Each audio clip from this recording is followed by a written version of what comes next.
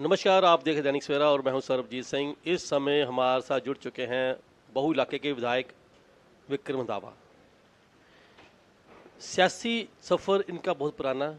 इनके फादर जो थे प्यारा सिंह चौधरी जी, वो भी विधायक रहे हैं गांधीनगर हल्के से, और इस बार ये चुने गए हैं। बात करेंगे उनसे कि किस तरह का इनका सफ़र रहा विधानसभा का, क्या क्या मसले जो मसाइल थे जम्मू विधानसभा के अंदर उन्होंने उठाए हैं और किन कारण के चलते ये मसले नहीं उठाए गए। बात करते हैं उनसे। नमस्कार सर, आपका बहुत बहुत धन्यवाद, आपने टाइम दिया दैनिक सवेरा टीवी को। धन्यवाद जी। सर, किस तरह देखते हैं आपका पहला विधानसभा इलेक्शन था, वो जीत कर आप पहुँचे हैं बीजेपी तरफ से, किस तरह आपका जो पहला सफ़र शुरू हुआ विधानसभा के अंदर? देखिए, बड़ा सुखद एहसास होता है आप जीवन में पहला चुनाव लड़ें और वो आपको जीतने का मौका मिले। ये सबकी किस्मत में नहीं होता है। ईश्वर का, भगवान का, वाहिगुरु का बहुत बड़ी कृपा इस पर होती है। हालांकि मैं विधायक बनने से पहले मैं एमएलसी भी रहा हूँ। एमएलसी नॉमिनेशन में आते हैं, लेकिन मैं चुनाव जीत के आया था और वो टाइम मेरा 2.5 साल का बड़ा अच्छा टेन्योर निकला। और मुझे लगता है कि कहीं ना कहीं वो एक्सपीरियंस जो है वो मैटर कर गया। वो अपर हाउस में बैठना, वहाँ पे बात रखनी और उन बातों को फिर आगे स्टडी करना। अगर अपर हाउस की बात करें, अब अपर हाउस खत्म हो चुका है, जी जी। उसका और विधानसभा किस तरह आप डिफरेंस देखते हैं? इस बार आपने वो भी देखा, अपर हाउस आपने पहले देखा था, अब आपने विधानसभा देखा, किस तरह का डिफरेंस था इन बिटवीन? देखिए, डिफरेंस यही होता है, एक अपर हाउस होता है, एक लोअर हाउस होता है। जम्मू कश्मीर में अपर हाउस जो है, जिसे हाउस ऑफ लॉर्ड्स भी कहा जाता है, वो धारा 370 के हटने तक वो सीमित था, 5 अगस्त 2019 तक। उसके बाद वो जब पैरामीटर्स चेंज हो गए, ये यूटी बन गई, तो उसको अबॉलिश कर दिया गया। वो ठीक डिसीजन था केंद्र का। मुझे लगता है कि सीखने के लिए तो हर पहलू जो है वो इम्पोर्टेंट होता है। वहाँ से भी बहुत कुछ सीखा, लेकिन विधानसभा के अंदर एक एक अपना ही, वो जिसे बोलते हैं ना, ऑरा, विधानसभा का अपना एक ऑरा होता है। एमएलए, हालांकि एमएलसी का एरिया बहुत बड़ा होता है। मैं स्टेट कोटे से एमएलसी था। जम्मू कश्मीर पूरी की पूरी 87 सीटें होती थी, लद्दाख भी हमारे बीच में होता था, सभी का हमारे ऊपर एक प्रभाव रहता था।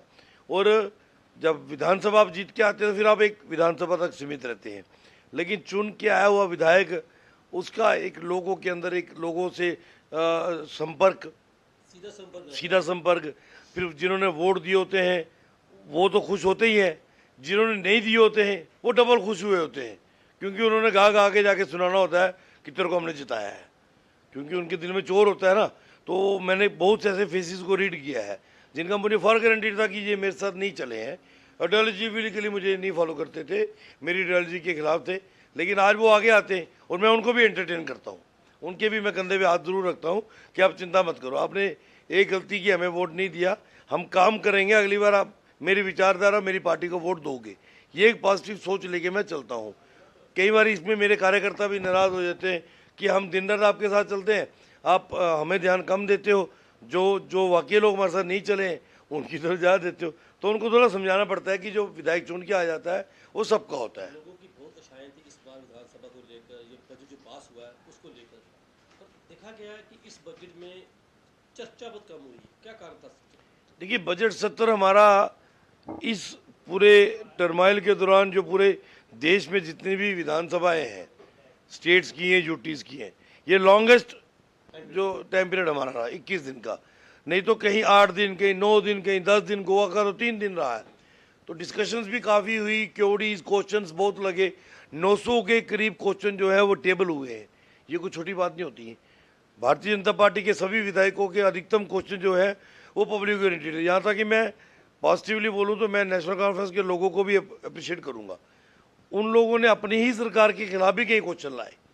वो सरकार के खिलाफ क्वेश्चन नहीं थे, वो क्वेश्चन थे पब्लिक इश्यूज़ के, जहाँ सरकार के पास ठीक से जवाब नहीं था। और मैंने ट्रेली बेंचेस को, एमएलएस को, जो एक अच्छे एमएलए की क्वालिटी होती है, अपनी सरकार को कटघरे में खड़े करते भी देखा।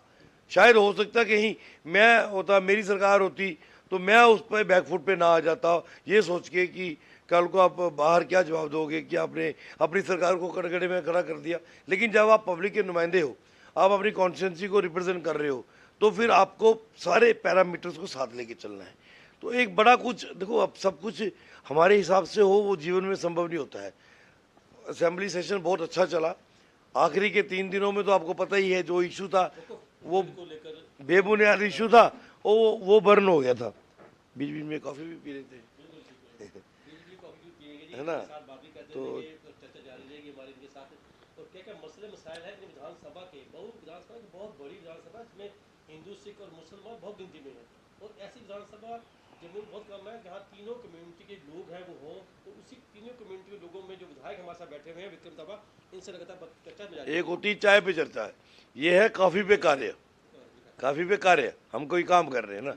तो मुझे लगता है कि मेरा ये सौभाग्य है कि जो नई डिलिमिटेशन में कॉन्स्टिट्यूंसी बनी, जिसका बाऊ विधानसभा नाम है, उसका पार्टी ने पहले मुझे मैंडेट दिया। ये मेरे लिए बहुत बड़ा ईश्वरीय आशीर्वाद था मेरे केंद्रीय और प्रदेश नेतृत्व का। बड़ी बात है, इसी विधानसभा से जब इसका नाम गांधीनगर था, आपके पिताजी प्यारा सिंह चौधरी प्यारा सिंह भी रहे हैं, और लगभग उन्होंने भी 6 साल यहाँ काम किया है। उनके काम को और अपने काम की आपकी शुरुआत है, किस तरह किस नजर देखते हैं? देखिए, मैं कंपैरिजन नहीं कर सकता, क्योंकि वो मेरे लिए ईश्वर है, मेरे लिए भगवान है। उनका विधायक बन के आना मेरे लिए एक क्लासरूम खुल गया था, जहाँ से मुझे कुछ सीखने को मिलता था। राजनीतिक आपको विरासत में मिली, इसमें कोई दो राय नहीं। वो पार्टी के अंदर भी मेरे सीनियर लीडर थे, तो मैं एक कार्यकर्ता युवा मोर्चा का होता था। और उसके बाद जब वो विधायक बने तो मुझे उनके साथ काम करने का मौका मिला। मैं उनका काम करने का तरीका देखता था। रोज़ दरबार लगता है, वो हर एक व्यक्ति को व्यक्तिगत तौर पे अटेंड करते हैं, जो कोई समस्या लेके आया उसको सुनते हैं, उसका समाधान करने का प्रयास करते हैं। उन दिनों मोबाइल नहीं होते थे, लैंडलाइन पे बात करनी पड़ती थी ऑफिसर्स के साथ। तो मैं कई बार देखता था, तो मैं उनके साथ ही बैठता था, तो सीखने का बड़ा मौका मिला। कई बार अकेले भी घर में बैठते थे, तो वो बड़ा कुछ सामाजिक जीवन में सिखाते थे कि धैर्य रखना है, संयम रखना है। हालांकि इस मामले में मैं खुद मानता हूँ कि मेरी वीकनेस है, मैं कई बार एग्रेसिव हो जाता हूँ, जो इंसान को नहीं होना चाहिए, पर नेचर होती है ना, है ना, वो एक बाय बर्थ नेचर होती है। आहिस्ता आहिस्ता गॉड विलिंग समय रहते में तो भगवान से रोज़ ही सुबह घर से निकलता हूँ, ये प्रार्थना करके निकलता हूँ कि आज मेरे से कोई जाने जाने में भी गलती ना हो, और मेरी वजह से जाने जाने में मेरे से दुखी ना हो कोई व्यक्ति, जिसको मेरी वजह से दुख लगा हो। सर, आपका जो विधानसभा है उसमें एक बड़ी समस्या ये है कि रोहिंग्या और बांग्लादेशी बड़ी तादाद में इसी कॉन्स्टिट्यूशन में बैठे हुए हैं, कारण क्या उसका? ये बहुत बड़ा नासूर है जी। मैं तो कारण बताता हूँ, सीधी बात है, लोग चाहे कुछ भी कह लें।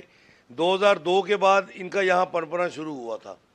उस वक्त यहाँ पे पीडीपी और एनसी की सरकार, कांग्रेस की सरकार थी। यहाँ से कांग्रेस के विधायक थे, और उनका रवैया ये रहता था, जो मैंने आधार कार्ड भी आज मीडिया में दिखाए हैं, आधार कार्ड इनके घरों में रेड करके हमने सीज किए थे। कुछ इन्होंने छुपा दिए थे, लेकिन एक तो ओरिजिनली मेरे हाथ आ गया था। वो आधार कार्ड भी उस वक्त के जो विधायक, जो बाद में मंत्री भी रहे, उनके इशारे के ऊपर एडमिनिस्ट्रेशन के लोगों ने बनाए थे।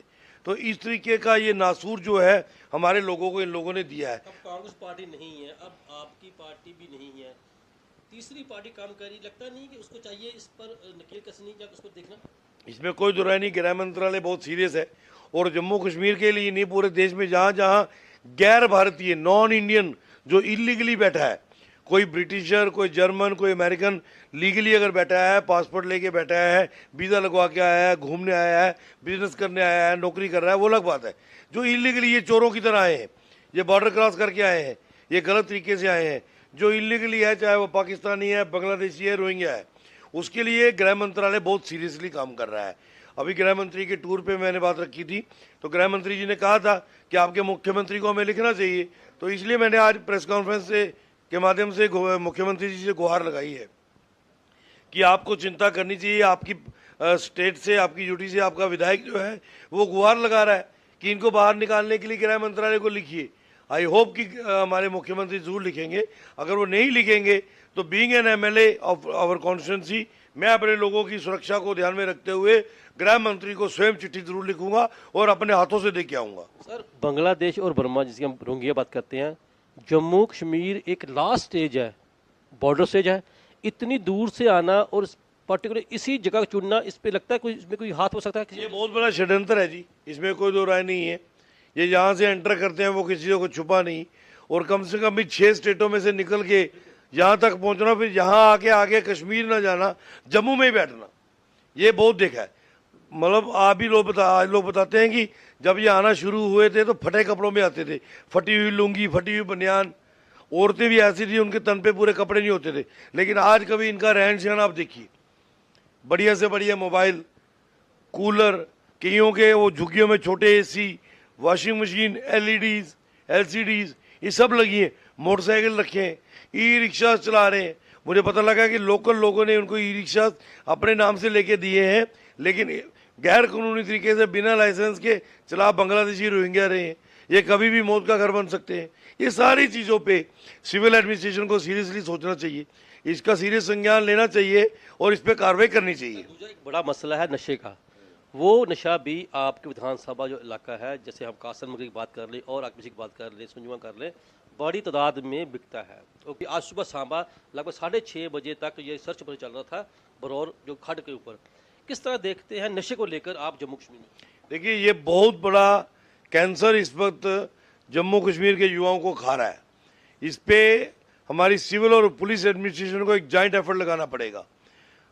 जो पीछे कंड्यूट है, आपको चोर को तो पकड़ना है, चोर की माँ को भी पकड़ना है, आपको कंड्यूट तक जाना है। नशा करने वाला, उसको कराने वाला और उस तक नशा पहुंचाने वाला, ये पूरा एक ट्रैक है। दिनों जो बड़ी ब्रह्मा में हुआ है टांगे तक बेचारे की तोड़ी गई हैं। वो खैर वो पुलिस छोड़ेगी थोड़ी ना, जिन्होंने हाँ अगर पुलिस की बात करें, गवर्नर साहब के हाथ में, आर्मी गवर्नर साहब के हाथ में, बॉर्डर से नशा चल रहा है, वहाँ भी बॉर्डर में आर्मी लगी हुई है, 20 लगी है। अगर जो स्टेट में आता है तो पुलिस उसके कार्रवाई कर सकती है। क्या कारण है, कार्रवाई हो नहीं रही प्रॉपर ढंग से? देखिए, होनी चाहिए, मैं तो खुद मानता हूँ। और मुझे लगता है कि गृह मंत्री इस बात को लेके बहुत सीरियस है, नशे को भी, चिट्टे के सेल परचेज को भी और ये बांग्लादेशी रोहिंग्यों को भी।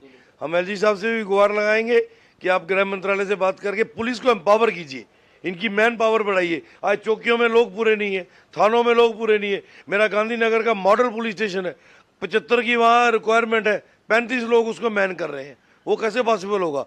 अगर आपने कहीं सिक्योरिटी के लोग, जो पुलिस के लोग अनवांटेड लोगों को पीएसओ दे रखे, अरे आप विड्रा क्यों नहीं करते? आप पे कौन बंदिश लगा रहा है? इमीडिएटली विड्रा कीजिए। मैं भी कहता हूं बतौर विधायक, अगर मैं प्रीव्यू में नहीं आता हूं, मैं सिक्योरिटी कवर में नहीं आता हूं, मेरे पीएसओ विड्रा कर लीजिए और उन पीएसओ को थानों में लगाइए, चौकियों में लगाइए। जो लोगों के बच्चों को नशे से बचाएंगे, मेरी सिक्योरिटी की कोई ज़रूरत नहीं है। तो मुझे लगता है कि इन चीज़ों पे बड़ा मुस्तैदी से काम करना पड़ेगा।